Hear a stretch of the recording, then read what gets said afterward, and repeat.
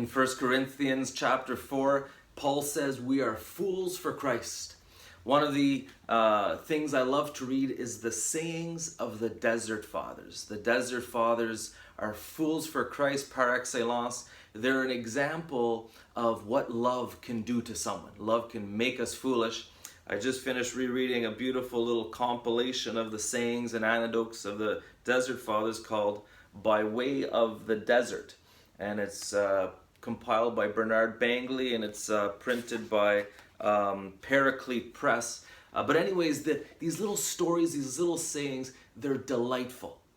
And it shows us the foolishness of these Desert Fathers. And I think what we can learn from this is we don't need to do the things that the Desert Fathers did, but we at least need to be willing to be a little foolish.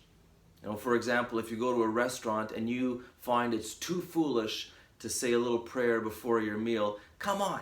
Like, look at the Desert Fathers and look at what love did to them. Let me read to you one example of a little story from the Desert Fathers. It says, Abba Agathon kept a stone in his mouth for 3 years until he learned how to keep silent. Isn't that a beautiful example of someone with a foolish love for God, wants to keep silent, wants to guard his heart, and does this funny little thing that is now proclaimed throughout the ages as we read the Desert Fathers.